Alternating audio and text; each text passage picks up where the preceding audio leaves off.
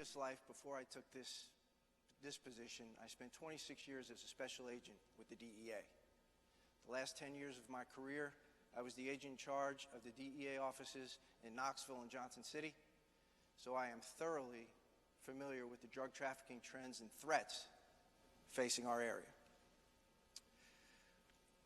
You know, over the last year or so, I've had the opportunity to show this video and do my presentation to over 1,000 students in East Tennessee and Kentucky.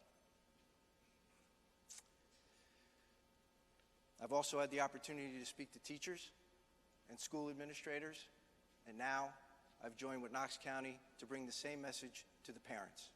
The hope is, if we can get the same information to the students, the teachers, and the parents, we just might save some lives. There have been a lot of labels put on this opiate issue. We've heard it referred to as a crisis. We've heard it referred to as an epidemic. We've heard it referred to as a national emergency. And I'm here to tell you that all of those labels are entirely appropriate. In my 26 years as a drug agent, I worked through the crack epidemic. I worked through the methamphetamine epidemic. And I worked through this epidemic as well. And I can tell you that this is different. And hopefully in the next 20, 25 minutes or so, I'll be able to illustrate successfully to you why this is different and why it's important that we're all here this evening. I want to share with you tonight some of my presentation that I do with the students. I'm going to go through it and I'll highlight what message we're trying to bring to them so that you can echo that message at home. How many parents of school-age students do we have here this evening? Perfect. That is wonderful. Excellent. So let's all get on the same sheet of music so that we can do some good this evening. So let's get started. Let's define the issue. Maybe. Okay.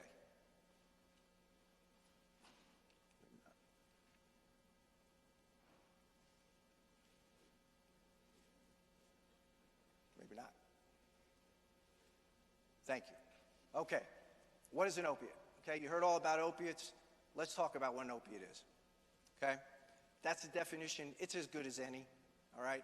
You can write it down, you can memorize it, whatever you want to do. But there's two things in particular about opiates that are very important that you know. Okay? The first is that there are two types of opiates. There are opiates that come from a naturally occurring source, which is the poppy plant. Okay? And those are heroin, morphine, and opium. There are also synthetic or man-made opiates, and those are the painkillers that you're probably familiar with: oxycodone, roxicodone, hydrocodone, Percocet, Vicodin, on and on and on. Okay? But here's what makes it so dangerous. Here's what makes the opiates so dangerous. Opiates are essential nervous system depressant. So what does that mean? That means they lower your heart rate and they lower your respiration rate or your ability to breathe. So if you take too much, what happens? You overdose. So what does an overdose look like? This is what an overdose looks like. Now, the reason I show this slide is not for the shock value, and I know that it's tempting to focus here on the two folks in the front seat. But what I would ask you to do is focus back here, okay? Because there is a misconception out there amongst the community that drug use and abuse is a victimless crime. Let me tell you this young man's story very quickly, okay? This young man is from Ohio, East Liverpool, Ohio. And he had been taken away from his parents because they were opiate abusers. And at the time this photo was taken, his parents were incarcerated. They were in jail. So you say to yourself, well, how is that possible? Well, it's possible because these are his grandparents. So, the next time someone says to you that drug abuse or drug use is a victimless crime, you're only hurting yourself, please tell them the story about the little guy in the back seat of the car who because I think he qualifies as a victim. The similarities between heroin and pills. What did we learn from our experts in the video? And that's what I tell the students when I speak to them. I say, the people in the video, they're the experts because they lived it. They've walked the walk. They've been there. They've done that. Those are the folks that you really need to focus on and listen to. What did we learn? We learned that both are opiates and both are highly addictive. They do the same exact thing. Pills and heroin, same exact thing to your central nervous system, to your body. There's no difference. But let's see what our experts said about it. Katrina said, there's absolutely no difference in my mind between a heroin addict and a pill addict. We both will do anything to get it. You're both addicted. You both go through the withdrawals, right? Julia said, it's all the same. One is prescribed to you, one you go cop on the street. Now that's true, but there's more to that story, because here's why. Obviously, if you're going to go buy some heroin, you're going to have to go on the street and buy it, no doubt. But as many of you probably know, you can also buy prescription pills on the street. But here's what you may not know, and here's what I can tell you the students don't know. They don't know that Knox County, actually our entire region, has been flooded with counterfeit pills. So I'll ask a student, well, what do you think that means? What do you think a counterfeit pill is? And most of them will say, well, it's probably just some pill that has sugar in it. It's made to look like a painkiller. And you know what? I wish that were the case, but it's not, because the drug dealers want you to come back, right? What they have found and what they have discovered is that it is cheaper for them to make a pill that looks like a pain pill, but it actually contains heroin. Or it contains heroin with cocaine. Or it contains heroin with methamphetamine. Or the worst case scenario, it contains fentanyl. I don't know if any of you have heard about fentanyl, but fentanyl is the drug that killed the pop star Prince. Fentanyl is a synthetic opiate, man-made, and it is 30 to 50 times more powerful than heroin. And I'm here to tell you that fentanyl is causing more overdose deaths in Knox County than any other drug today. But a picture's worth 1,000 words. So let's see. Here on the left, we have a vial of heroin. And there's about 30 milligrams of heroin in that vial. And there's a reason for that. That is because if it's not cut with something else that can kill you, 30 milligrams of heroin will kill the average human being. On the right, we have a vial of fentanyl. And that is the equivalent dose of fentanyl that it takes to kill the average human being. So, here's what we have to hope. We have to hope that somewhere along the supply chain, the drug dealer that made the pill knew not to put more than that much fentanyl in the pill. Because if he did, you're going to die.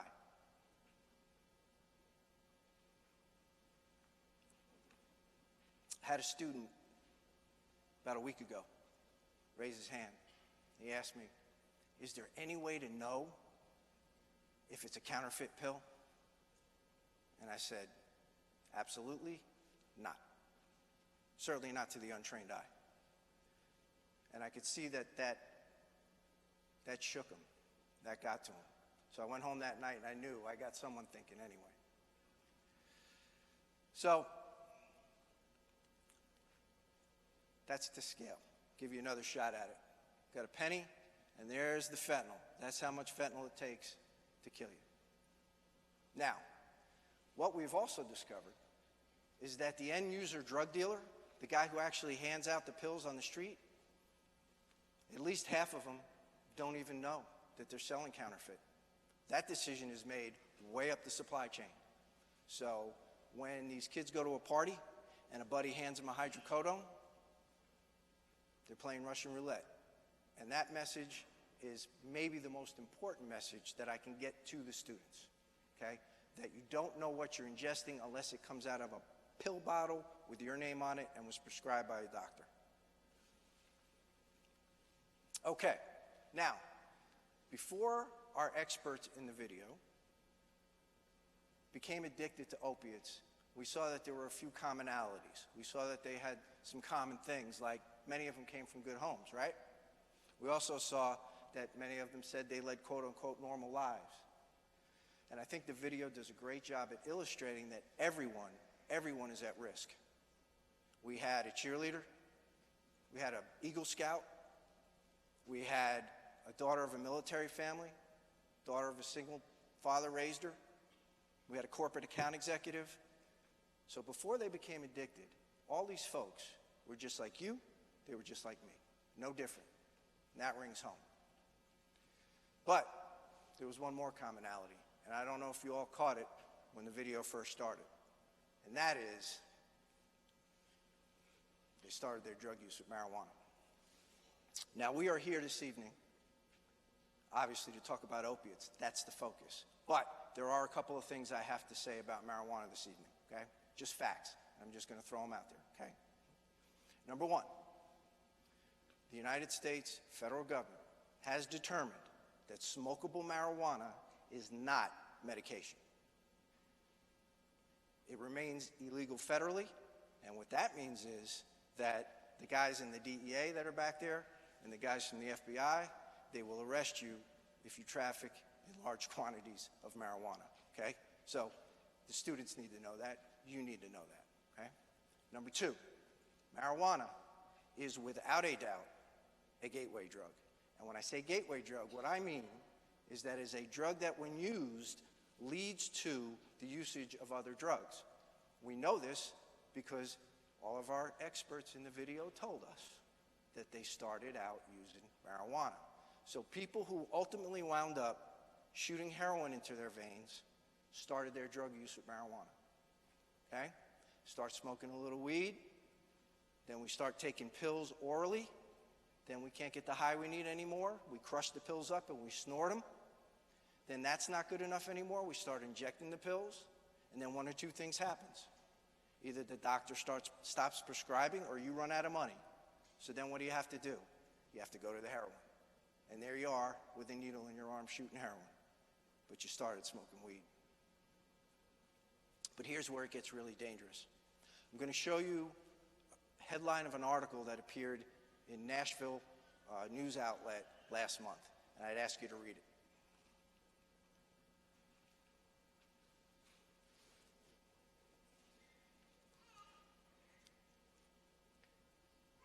They are putting fentanyl in the marijuana. Why are they doing that? Because they want to have the best, most potent weed that you can sell. And now that the fentanyl's in it, they'll get you physically addicted and you'll have to keep coming back, okay? And there's no way to know. There's no way to know if the fentanyl's in the marijuana, just like there's no way to know if it's a counterfeit pill, okay? So it's getting dangerous out there. Okay, so here are some things that I want to point out quickly about what's happening in Colorado since they've legalized marijuana, okay? Newsweek, certainly not a bastion of conservative thought, did a study on it, and this is what they found, okay? Increase in drug driving fatal crashes. So now we have people driving drunk, and we have people driving drugged, high in marijuana. Spike in gang-related activity. Well, I thought once we legalized it, the black market was going to go away. See, and that's what they were selling everybody a bill of goods, that once you legalize it, there'll be no more black market. There will always be a black market. And here's why. Because the black market is always going to undercut the state and sell it cheaper. Look at opiates. Opiates are legal, but there's a big black market for opiates because you can sell them, get them on the street, and get them cheaper. School suspensions in Colorado up 32%. The homeless population has exploded. 57% increase in marijuana-related ER visits, and marijuana hospitalizations up 82%. Just the facts. Newsweek magazine, I'm not saying it. Newsweek magazine is saying it, okay? All right, now, back to the opiates, why we're here. What did we learn about how fast someone can become addicted? Well, all of our experts told us that they became addicted very quickly. But if you remember, Katrina in particular, Katrina said she went home, had her glass of wine, and took 2, because she didn't know what they were. And she said, I felt like I became addicted that day. So, first-time user, took the pills, felt like she was addicted. Well, you know what? The Centers for Disease Control in Atlanta, the world's foremost authority on the study of diseases, agrees. They say people who take prescription painkillers can become addicted with just 1 prescription. What I'll do in the classroom usually is I'll say, hey, we have any athletes in the room? And I'll usually get 5, 6, 8 kids raise their hand. And then I'll tell them, did you know you're at elevated risk for opiate abuse? And they kind of look at me for a minute. I say, think about it. And then they get it. Injuries, okay? Athletes get injured. They break bones. They tear ligaments. They have surgeries. And what do they prescribe for the pain? Painkillers. But you know what? You don't have to be an athlete, because these days they're prescribing hydrocodone if you get your wisdom teeth taken out, right? So what do? It kind of puts us in a quandary. What do you do if you're legitimately prescribed painkillers? So here's what I tell the students, and here's what I'll say to you. If you are prescribed painkillers by a legitimate doctor for a legitimate reason, take them. But take them as prescribed. If you're supposed to take 2 every 4 hours, don't take 4 every 2 hours. And these aren't antibiotics. You don't have to take all of them. So if after day 3, 4, or 5, the pain's under control, get off the hard stuff, get on the over-the-counter, Tylenol, Advil, Aleve, because ultimately at the end of the day, we are responsible for taking care of ourselves and looking out for ourselves. Opiates hold on the user. Okay, here's where we start to see the addiction take hold, right? You know, as many times as I've seen this video, I can mouth all the words, I promise you. As many times as I've seen this video, this one always gets me. Melissa shoots heroin into her jugular vein because she has no more veins left. She dies. They hit her with Narcan, they can't get her back. They have to get the defibrillator out, shock her heart to bring her back to life. So what does she do? She's in the hospital bed. They stabilize her. She gets out of the bed, in her gown, with the IV, and goes back to the same drug dealer that just sold her the drugs that killed her and buys more. Think about that. Katrina said when her daughter died, all of her friends went to her funeral, and they honored her all by being high.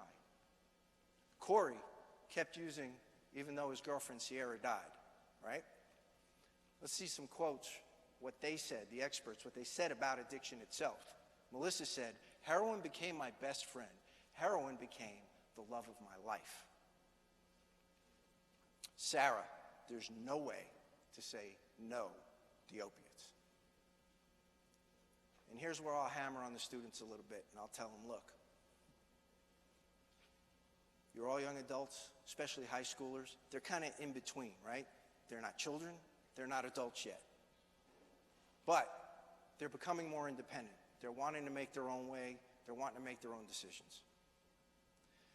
So I tell them, look, don't go from an adult or your parents making all of your decisions to a drug, because that's what's going to happen. That seems to get through a little bit. Julia, the girl from the military family who was half Korean, in between all of the F-bombs, she said something very interesting. She said, you will bow.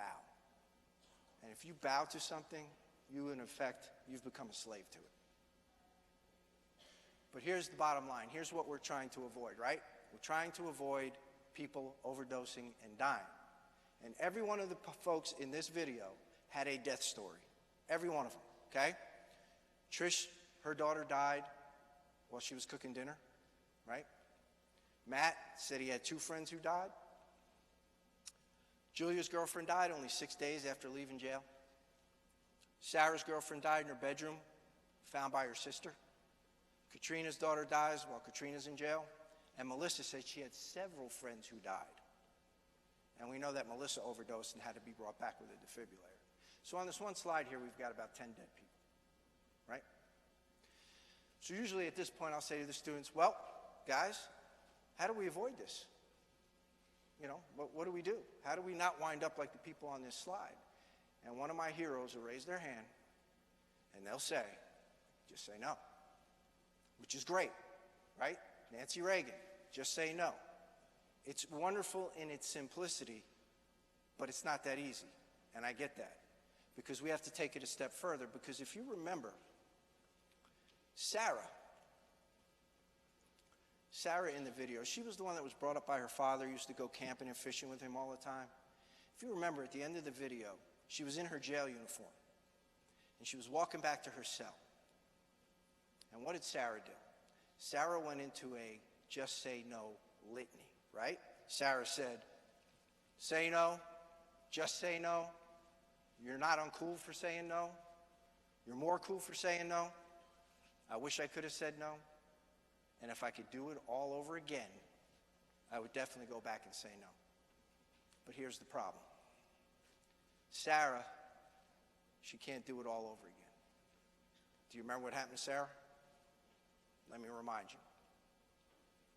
Hours after her release from prison, Sarah returned to abusing opiates, back in jail. Matt, our skateboarder. Matt tells us, I really didn't learn how to enjoy life without drugs. It's kind of stupid if you think about it. You're spending all this money to do a drug and fall asleep. As much as I wanted to quit, I was too scared to ask for help. And then he tempts fate. Matt says, it didn't kill me like everyone told me. And shortly after filming, Matt is found dead and has to be brought back by a defibrillator. Julia, if you want to fail the rest of your life, be in and out of jail, lose everything that matters to you, go get high. She tells us, every good part of my life, I wasn't getting high. I've been there, done that, wouldn't recommend it. What happened to Julia? Back in jail. Starting to notice a pattern, starting to see. Our friend Corey, he kind of did it in reverse, right? Corey knew he was going to participate in the filming of this movie. And what did he tell us? So he knows he's going to tell us how it killed his girlfriend, how it ruined his life, and how it's just awful, right? What did he tell us? He told us that, to be honest, I relapsed a month ago, used for a month, I had a week clean on Wednesday. So Corey's a week clean when they filmed this video. Then he goes on to tell us, that just shows how powerful this disease is. For me to lose somebody, his girlfriend, a year ago, not even a year ago, but start using again, that's how powerful this stuff is. And then he ends by saying, I know it will kill me.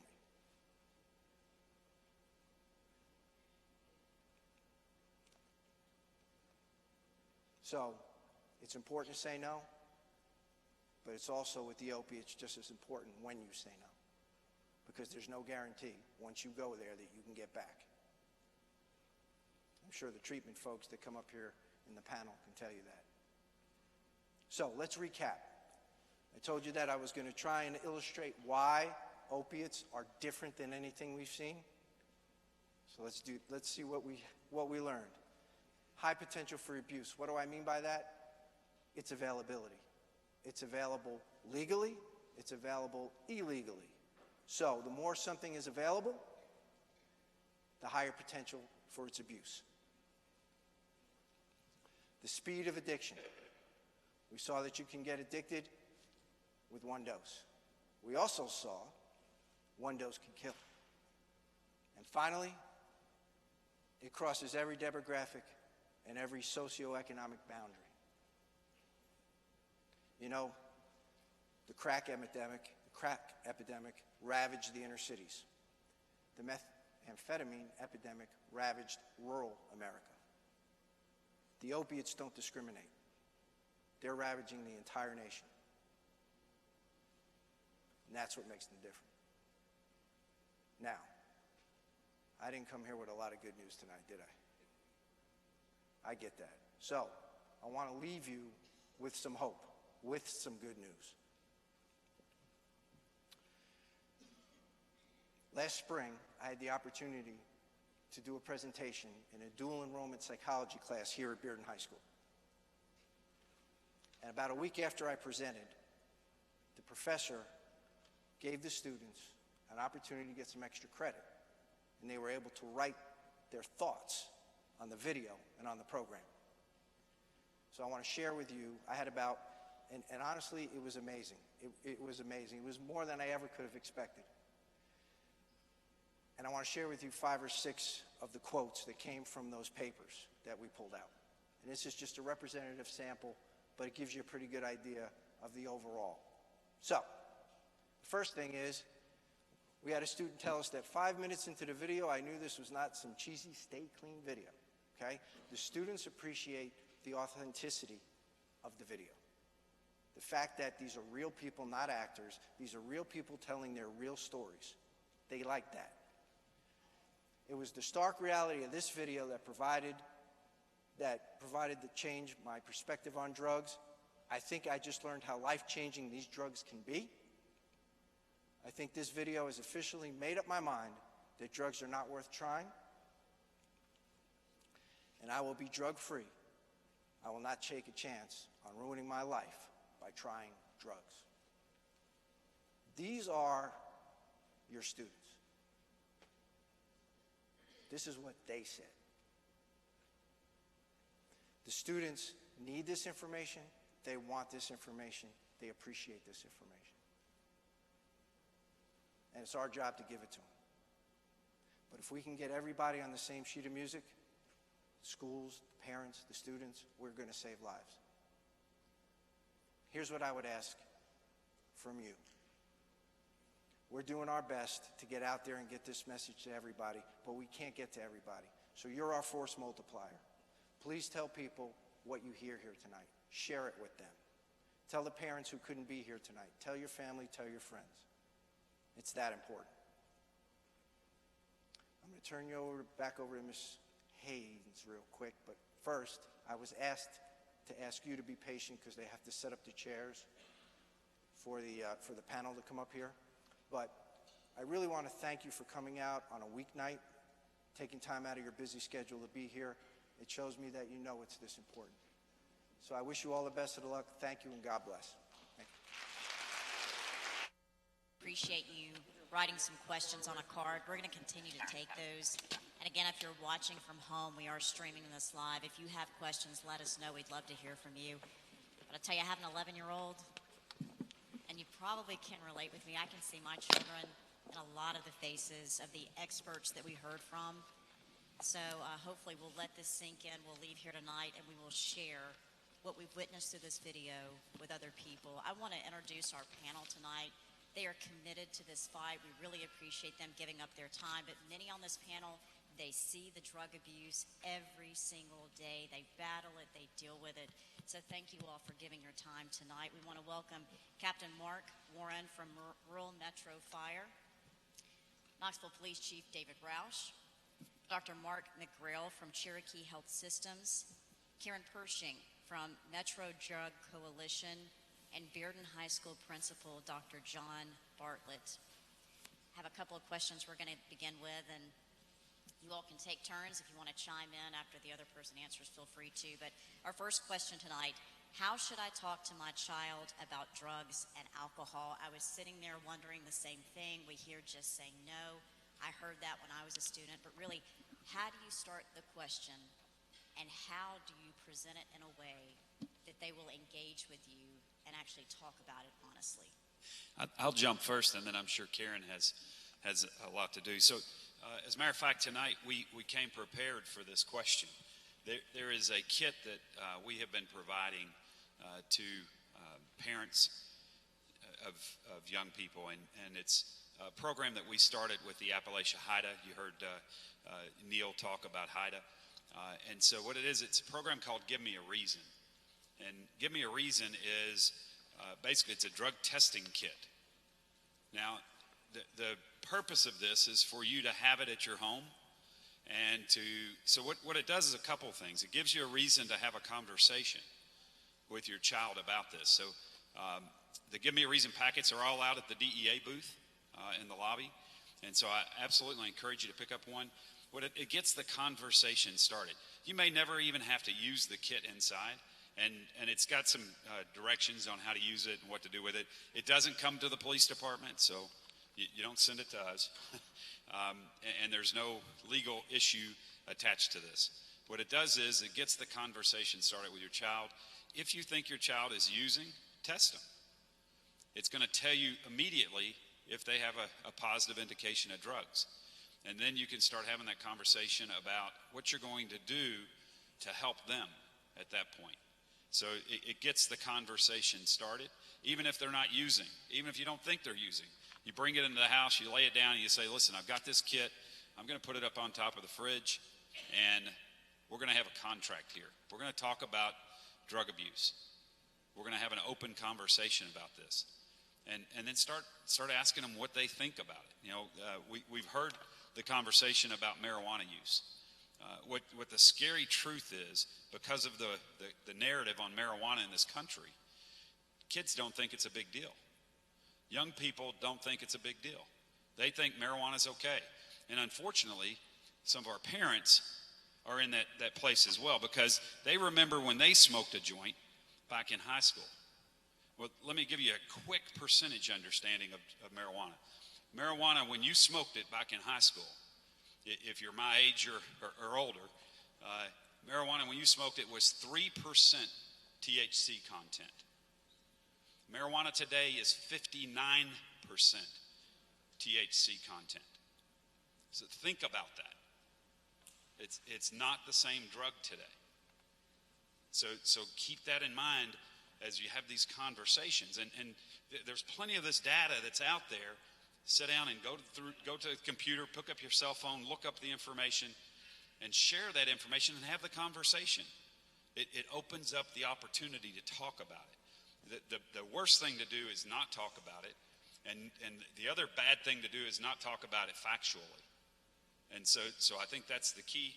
We've got these kits so that it'll start that conversation with your young people, and if you need it, if you suspect that your child is using drugs and you test them and you find out they are, then there's resources that there's a sheet in there that talks about resources, where to reach out to get help, to work with your child to get them help.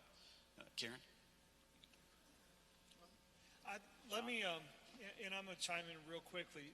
Two things there that I want to reiterate. It is communication. But I really think and encourage parents, when I deal with teenagers all the time and parents all the time in this epidemic. And when that communication starts when your students are 14, 15, 16, 17 years old, it's too late. These conversations have to have when they're first, second, third, fourth, fifth grade. These are conversations that have to be in those forming years of their basis of morality and those bases of who am I and value that they subscribe to themselves. And so I think that that's the first thing has to happen in conversations. And then the other thing I tell parents of teenagers is the currency of a teenager is not money. The currency of a teenager is time. And your time is more valuable to them than your money is. Now, kids won't admit that because they want your money. Trust me, they want your money or your credit card, either one. But what they really want more than anything in this world is your time. And it's not just quality of time, it's quantity of time. But speaking of those things, the one thing that scares me most about the opiate crisis, more than the marijuana crisis is a crisis, and you start having conversations about marijuana issues and stuff like that. But the opiate is this. You can have all those conversations and your kid can be the model moral citizen and go get their wisdom tooth cut out or suffer a broken leg playing football and have surgery and get prescribed a hydrocodone from the doctor for a very legitimate reason. And that student automatically that student may become an addict just from doing what's prescribed and right. And that's how dangerous, when we start talking about opiates, that is. Because all the prevention that we've done and all the things you can do, all the right things you can do, can be undone and not even realize it, not even know it. So that's the scary thing, and that's why this conversation has to happen, has to continue to happen. I tell parents this: when you bring opiates into your house, it's like bringing a loaded gun into your house.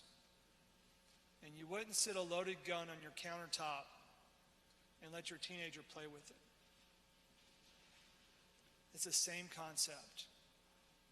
So when you start talking about this crisis, this is so important. When you start talking about the marijuana crisis, those conversations have to happen in first, second, third, fourth, fifth grade, to have that capital built up with your teenagers, so that when they get faced with those decisions, they say, hey, it's not worth it.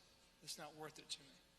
You addressed several things that pertain to some of the questions we've received. The first, the appropriate age to talk to kids, and you say start young, elementary school. One of the questions here asking, you're sharing this with high school students, but because you're encouraging the conversation even earlier, are similar presentations, similar efforts being made in elementary schools and middle schools? I can say that we are in the Knox County middle and high schools doing drug education and prevention education. We are not in the elementary schools at this time, mainly due to staffing issues and not having enough personnel to do that. Eventually, we would like to have one, a youth initiatives director in the elementary schools. But one thing that's really, really important is, just like Dr. Bartlett mentioned, you start having conversations at a very young age, teaching healthy behaviors in your children. So this isn't just about drugs, it's about teaching them how important their bodies are, what you put in them, what you eat, exercise. All of those things lead to them having a healthy respect for themselves and others around them. So again, it's building blocks. So you don't just all of a sudden one day say, hey, we're going to have the drug talk. Again, you build a healthy environment at home, an environment that encourages open communication, be very, very factual, because we're in an age now where if you try to over-exaggerate or whatever, your kids can find out the facts. So you're going to destroy your credibility really quickly with your young person if they Google something and they find out that you misled them. So again, don't go there, because you want to develop a trusting relationship with your children and give them the facts, knowing that they can, verify those. So I think that's a very important thing to remember. We heard that athletes are perhaps most at risk for painkiller addictions, being prescribed prescriptions, for sports injuries. Several questions dealing with that. One, if your child is prescribed these types of medications, how do you monitor them? And is there non-medication options for pain? So I'm going to chime in real quickly, because I deal with teenagers in athletics all the time. And I'm not a medical doctor, so please don't, please discount what I say if you want to. Just because their students are prescribed a narcotic for pain does not mean you have to fulfill that prescription, and you have to get that. It just doesn't. And I know that that's uncomfortable, because parents are like, well, they're in pain, or the kids are in pain. I think I'm at the point in my life where I'd rather have my student or anybody in pain for 2 or 3 days because they got their wisdom teeth cut out, or they had a sprained or broken ankle, with some Motrin and some ibuprofen or Tylenol, I'd rather have that than them have a lifetime addiction to a hydrocodone or something along those lines. So that's first thing. The second thing is, if that's the case, then you need to be giving the student the medicine at the prescribed time. If you do that and choose to give them medicine, you need to be administering that, and you need to make sure they're taking it as prescribed by the doctor, as directed by the pharmacist, whether that's with a meal or something like that. So making sure it's prescribed, and then making sure that once that prescription is no longer needed, often they prescribe more than is needed. Once that prescription is no longer needed, we make sure our students are quickly off of that, and we're monitoring their behavior and monitoring what they're doing. If you start seeing a change in personality, change in behavior, that's a real big red flag of something's going on inside that student with addiction. Yeah, and I'll just comment, and Doc, I'm sorry. This is a report that I just got today, put out September 26th. It's called United States for Non-Dependence. It's an analysis of the impact of the opioid overprescribing in America. And in it, the key findings, the first one, surgery-related overprescribing results in 3.3 billion unused pills available for misuse. An average of 85 pills are prescribed to a person that goes through to surgery. 85 pills. 9 out of 10 patients who receive opioids or receive opioids to manage post-surgical pain. So 9 out of 10, 90% of the patients who go for surgery get opioids. They're given 85 pills, regardless of the surgery. So the other part to what Dr. Bartlett was saying is, after you have used what you need, which is about 3 days of pain for most people, and you use it as prescribed, you've got all these extra pills, right? And so what do you do with them? What most people save them, because they think, because our parents taught us, right? You don't get rid of anything, right? You paid money for that, so you don't get rid of it. Well, that's not the way it works with this stuff, because as long as it's in your cabinet, it then becomes a target for those in your home, for those who may enter your home. And so the key is, get rid of it. After you've done what you need to do with it and everything's okay, bring it to the police department, bring it to some other locations where we have drop-off spots. Every law enforcement agency almost now has a drop-off box that you can drop it off at. Put it in that box, we'll dispose of them. Don't flush it down the toilet. Don't put it in our water system, right? Bring it and drop it like it's supposed to be done. The numbers, just from this again, something else I thought was interesting is, so in 2016, we keep hearing that the docs aren't part of the problem anymore, right? That's not true. It's not true. 2016, every American, enough opioids were prescribed in 2016 to provide every American with 36 pills. Every one of us, right? Now, you're sitting there going, I didn't get any of these. Right? That means somebody got your share. And so what's interesting, in Tennessee, now that number in Tennessee, now that's nationally. In Tennessee, that number is 70 pills per person in Tennessee. We're the number 2 in prescribing opioids, the state of Tennessee is. So 70 pills for every individual in Tennessee. Dr. McGrail, I want you to chime in on this as well. He's here from Cherokee Health Systems. Sure. He may not be a medical doctor, but he must play one on TV, because his answers were spot on. I mean, the most important thing, I think, in pain management from a parent standpoint is just to be involved. If you're monitoring how they're taking their medicine, if you're dispensing it yourself, you're keeping pill counts. When we look at people who have opiate addiction, the number one source of pills for people with addiction are family and friends. So those medications that maybe that child or that parent or whoever didn't use and are in the bathroom cabinet, those will get taken at some point by somebody else for whom they were not intended. Now, there are certainly, opiates aside, plenty of non-opioid ways to manage pain. We forget about all the just routine stuff. Ice is a great pain management, great pain medicine. Heat. Probably the number one thing I prescribe to patients is an appropriate physical activity. Think of the last time you had back pain. You know, if you lay down with your back pain, it gets stiff. It hurts more. You know, get up, loosen it up, move around a little bit. It's probably the best pain management there is. So plenty of things we can do, you know, outside of medications to help manage pain.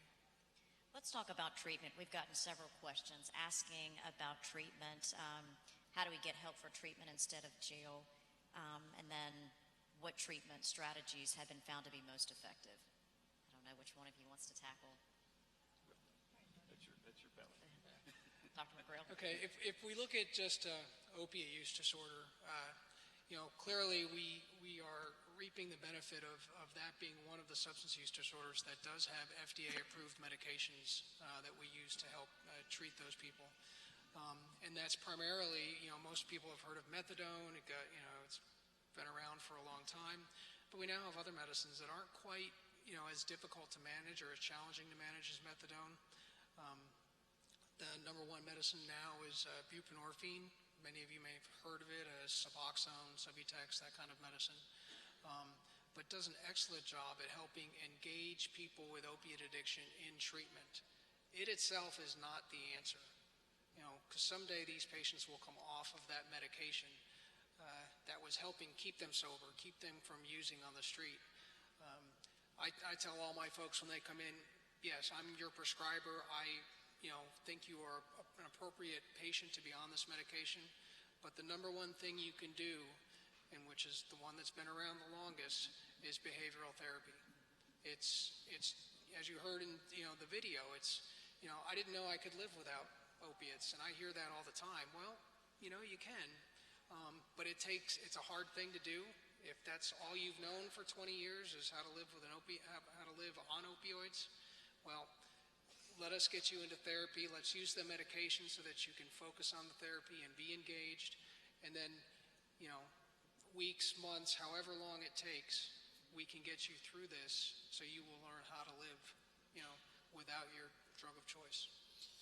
One thing I would add in that is, and Doc would agree with this, I believe, is every person with substance use disorder has a different treatment plan. You see one person who has the disease, that's one person who has the disease. Not everyone gets treated the same, just like diabetes, just like heart disease, just like any other disease. So unfortunately what happens with this disease is there's stigma attached to it. There's this thought that it's a moral failing. It's no different than any other physical disease, right? And so we've got to get beyond that and understand. I think we're getting there, but we got to get beyond that and understand this is a disease, and the treatment has to be modeled to the individual. Some people can be treated with just behavioral therapy and have no need to take anything else. Some need medical assisted treatment. Some can do it with acupuncture. There are so many different modalities, but it has to be patient-centered, patient-specific, and it has to be based on that individual. So I think that's key. Is too many people are looking for the silver bullet. They think there's one way to do it and take care of everything. That's not going to happen because it's a disease. It has to be managed as a disease, and it has to be treated that way. This next question deals with Narcan. The person writes, I know that putting Narcan in the schools could save a life, but I'm concerned its availability will attract heroin addicts to the school to use.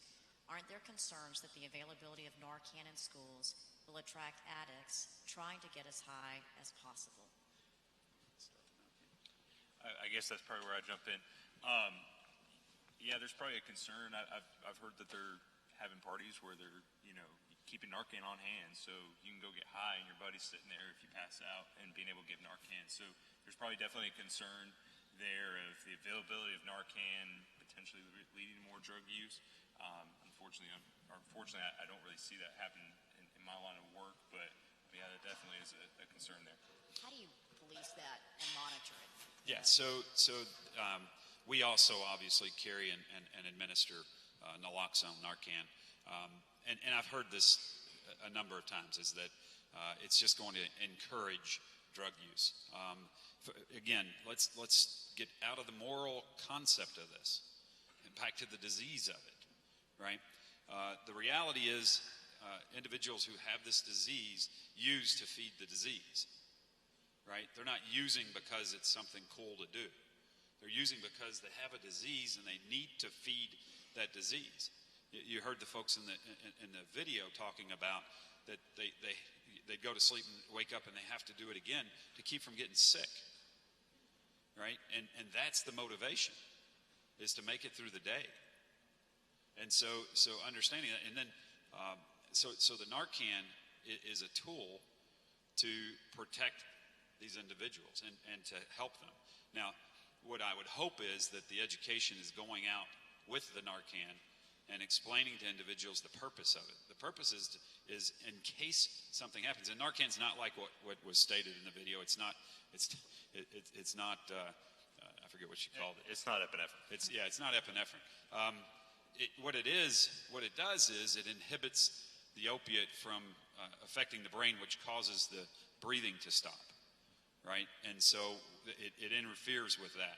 It's temporary. It's not a permanent fix. And so after Narcan's used, we just got passed in state law last year, is the individual's got to go to the hospital, because the potential is that opioid overdose can kick right back in. And so you've got to get them to medical care so that they can be treated.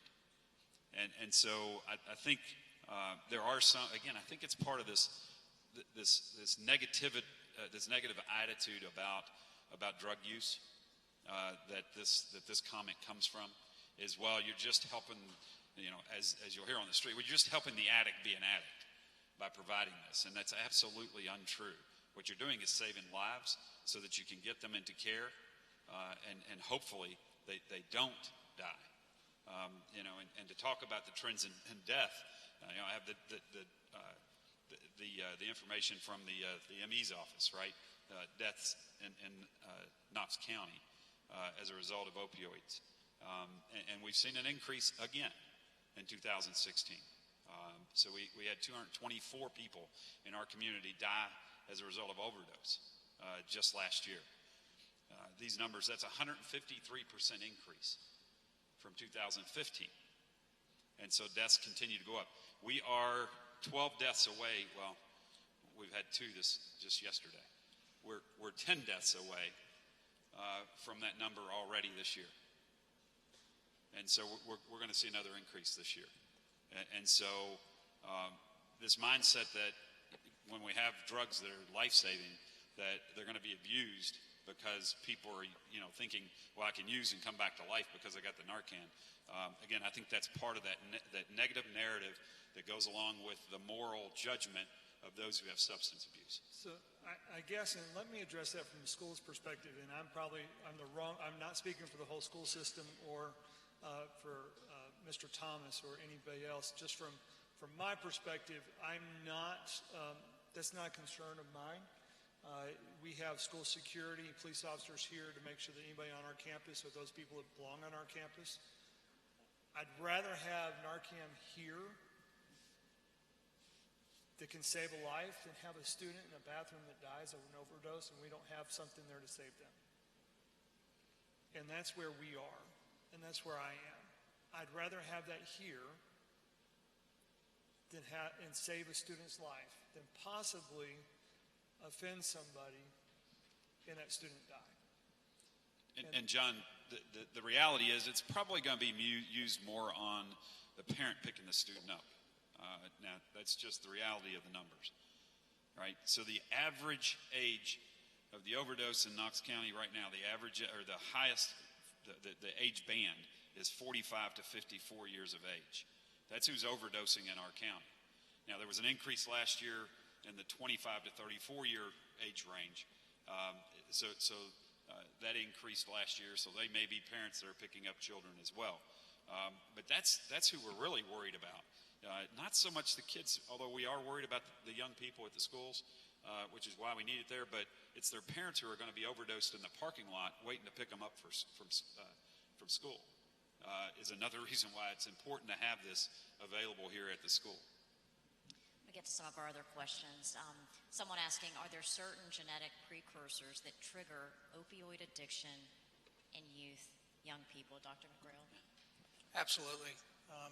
When you look at, kind of tease back someone's addiction, the research shows us that there is about a 50% genetic predisposition to somebody's addiction. So roughly half. I see that in my patient population. In fact, I can't recall one who did not have some family history of addiction. But this is a very timely question, because I had a young lady this morning whose mother was addicted. She's in my clinic for addiction. And her next question to me is, when is my daughter going to have this? And I explained that to her. There's a 50% genetics, but that means you've got a 50% chance, hopefully 51% chance, of affecting all of the other factors that go into the development of addiction. All of the social factors that influence that. So it is not a death sentence. It is not an absolute. But yes, there is a genetic disposition. Someone else asks, how much more at risk is my daughter with mental illness versus my, quote, typical children? Mental illness in children, certainly any mental illness left untreated, there's certainly a risk of other behaviors, to include substance use. We see high incidences of substance use in folks with schizophrenia, which is an illness that often manifests in the late teens. Again, when someone may still be in school, a child in school, untreated depression, untreated anxiety, all things that we commonly hear as initiators of substance use in attempts to perhaps self-medicate those symptoms. So the person they want something to feel better. And it's like Chief said, it's part of that stigma. It's not, we have this stigma around substance use just like we do around other mental health diagnoses. So someone who's got severe anxiety and is just afraid to say that, they're going to be looked at differently. Well, I can take this Valium out of grandma's medicine cabinet and I'll be okay. Well, I can tell you that's just about as addictive as an opioid. So we certainly mental illness is a risk, but if we can, as a community, we're addressing that stigma and getting people into treatment for either condition, we can help. There are other risks as well, Doc, and so there's and you probably heard more and more about this, is a thing called ACEs, right? It's adverse childhood experiences. And there's a score that is given based on the number of adverse experiences that we go through in life. And so that score also is a predictor for the potential for becoming addicted to using substances. And so that's another thing you have to pay attention to. So if you again, go online and take a look at it, read what ACEs is and read what the factors are. That's something to pay attention to with your children as you're interacting with them, to understand, what are those experiences that could cause negative impact on them. And not all those ACEs can be avoided. If there's a death of a parent or a death of a loved one. But the important thing about ACEs to keep in mind is that you can mitigate the impact if you address them at the time they happen with a child. So it's important that every child have a caring, engaged adult in their life that can help them work through those traumatic experiences that may happen when they're children. So again, just because, a child experiences an adverse childhood event, that doesn't necessarily mean that they're set up and predisposed to addiction. Again, those are things just to be aware of when they happen, to pay attention to, and help your child work through those feelings, maybe the anxiety if they lost someone. They may be fearful that they're going to lose other people in their lives that are important to them. So again, acknowledge those feelings, help them work through whatever did happen, and again, be there for them is the most important thing. From a parent perspective, and I would encourage everybody, again, to go online and look at the ACEs information. It's very important, but from a community standpoint for us to know what those are. because quite frankly, a student that has a high ACEs score, his parent probably isn't sitting in this audience, and because of how those scores are ranked and the abuse that a student can take or the adverse experiences, it's something important to talk about because not only is it addiction, somebody with a score of four or above is 4 times more likely to commit suicide or attempt suicide.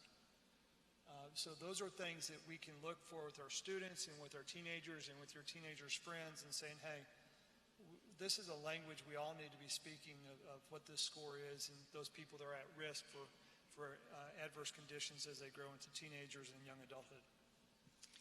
But I'd also like to add, it's important that we as adults do our own ACE score. I know I didn't even check my own until recently, and I thought, it really helps to understand how you process those things that happened to you growing up. Because I think if you understand how you built resilience in yourself to make it through those situations, you can better help young people who may be experiencing those events as well. And remind us one more time how you go about getting those scores. You can actually you can go online. There's an online scoring tool. It's 10 questions. It'll take you 2 minutes. So if you Google adverse childhood experiences, you can see a tool that will come up. It's 10 questions. It's very, very simple and straightforward, and it'll explain to you what those scores mean. This question is actually for Neil Morgenstern. Excuse me. I'm sure he will be glad to address it after our Q&A. But I'm going to see Dr. Bartlett, if maybe you can address this. He's asking for a percentage. If you could do a random drug screen on the students here at Bearden. I know, putting you on the spot here. Wow. Maybe not. If you could give a percentage as to how many you expect to be positive for opioids, what number would you put on? Or give us an idea of the problem here at Bearden High. Is there a problem? And that is, it's a hidden problem. I'm just going to be real with you. It's so hard to catch kids in opioids because, one, it's a small pill. There's a lot of different things there. We haven't seen a lot at the high school. We've seen a couple last year. We haven't seen a lot this year. And so to give you a percentage would really be unfair to students and my student body. I know it's out there. I think that we all know that it's out there, but to give a percentage is probably the wrong thing to do. It is hidden. It's a hidden epidemic. It's not like marijuana. You can tell if a kid smoked marijuana this morning because they walk in, they smell like marijuana. That's pretty simple, right? If a student decides to take a hydrocodone or snort hydrocodone or whatever he did this morning, they walk in and there's no telling. You can't tell that. They're small. They're easier to hide. It's easier to get away with, and so that's why it's really hard to say a percentage of opioid addiction at the high school level because unless they're bringing a bottle of pills and they're selling, and they don't do that, but unless they bring a bottle and they start selling it, you really don't find it unless you just happen upon a kid with that in his backpack or something. Yeah, let me help, and I'll bail Dr. Bartlett out a little bit here as well. Is that, we chose Bearden as one of the locations to hold this forum, not because of an issue at Bearden, because we're trying to get to all of the population centers. That's why we chose Bearden as a location. So this isn't about Bearden High School. This is about opioid addiction in our community, right? And so while we certainly are concerned about the students here, we didn't come here because there's an issue. We came here because there's an issue in our community that we need to address. And so in all fairness, I want to make sure to express that. But and Dr. Bartlett's right. It's difficult to tell, unless you're trained to know the impact of drugs on an individual. Mark is in his role as a paramedic. The doc is in his role as a medical physician, and so I am in law enforcement. So it's difficult to tell unless you have that training now. And there are people who are addicted that when they use a drug, it's hard to tell because they've learned to mask the issue, and so it's really kind of hard to come up with that understanding. Let me say this: we are all in the same boat. There's no school or community event, whether it's you going to church on Sunday morning, wherever you go, maybe it's a mosque or synagogue, or you go to the grocery store, you go to a football game, anywhere you're with community, there's going to be this crisis. This permeates our community. It permeates who we are. It doesn't matter what school it is. So do we have a crisis at Bearden High School? I say crisis. If I got one kid that has a drug problem, we've got a crisis. And is there a crisis at every other high school, every other school in this county? Absolutely. I don't care if it's private or public, Christian, Catholic, which is Christian, by the way, but we'll talk about that later. Don't want to make it, but I don't care what it is. Anytime we're at the community, there's going to be this problem because it is in our community. And so we can go and we can say we're going to hide from it somewhere and be isolated. I'm telling you, because I've seen it, it's everywhere. And so that's why we need to address it as a community. Sorry, I'm just looking through a few more of these. How many more questions do you think we have time for? One more? Okay. Sorry, I'm just getting these. Let's see. This one, why are the kids saying yes to drugs? Is it peer pressure? Why are kids saying yes to drugs? I'll give you my perspective. I think that there are a number of reasons. I think, drugs are an escape, and it's an escape from reality. And reality is really scary. So, the pressure that we put on, which is real and it's necessary, but the pressure to be successful, the pressure to succeed in everything you do, to do well in school, that causes a lot of this. We talked a little bit about adverse experiences. It's trying to escape that, emotional trauma. So it's really, drug use it starts as a choice because of condition. So so it could be everything from socioeconomic condition, although we're seeing it all the way across the board. I mean, we're seeing actually the most abuse we're seeing is in the higher economic areas in terms of zip code. So it's really it's condition. It's what they're being exposed to. It's pressure that they feel, whether it's real or perceived. But that's why individuals, not just kids, but that's why individuals they're seeking an escape for drug use.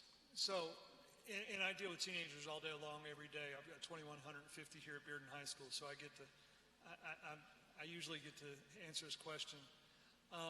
This depends on what drug it is. I'm just going to be real, okay? Marijuana is a party drug.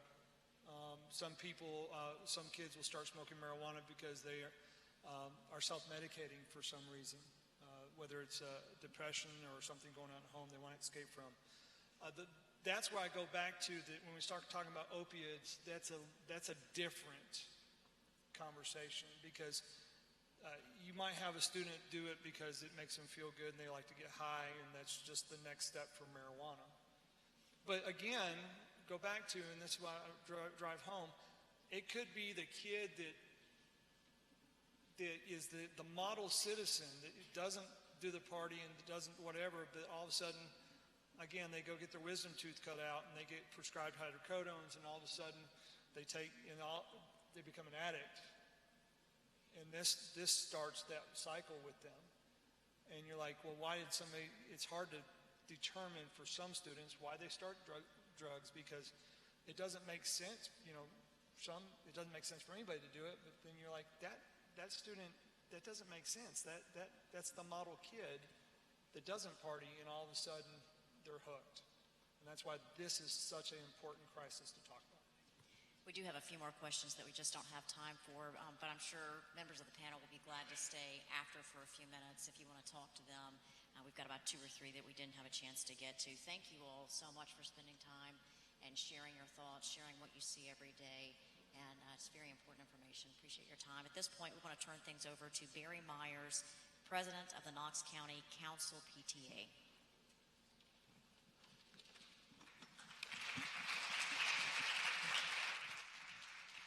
All right. Thank you, Ms. Haynes, and we greatly appreciate you being here tonight. We don't want this conversation to end. When you came in, we handed you a couple cards that were other than the index cards. If you came in after we started, if you would please pick those up on your way out. If you can, please take a minute and fill out the survey card and return it to us as you leave.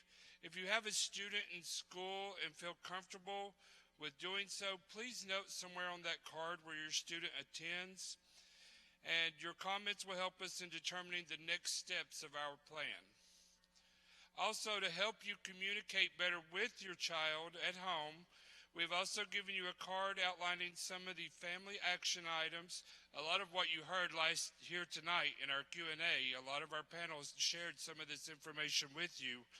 So some of those some of those things are monitor your child's social media and keep your lines of communication open. Social media is a great indicator of the things going on in your kid's life.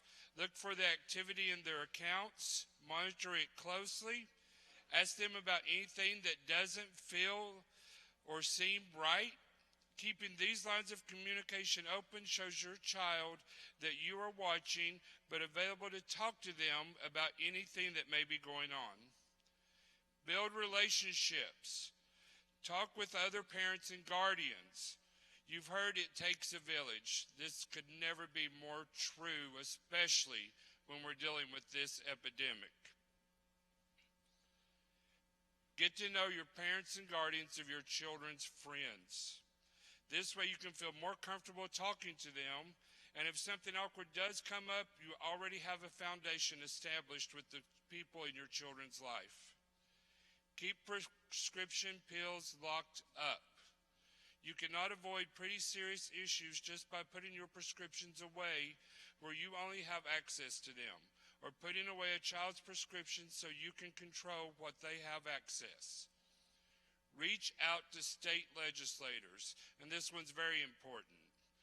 We need to let them know that this epidemic is a big deal and that they should be finding more ways to fund prevention efforts.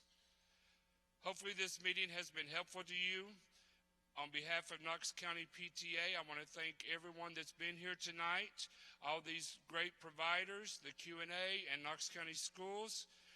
Thank you again for coming tonight and participating in this important conversation. Good night.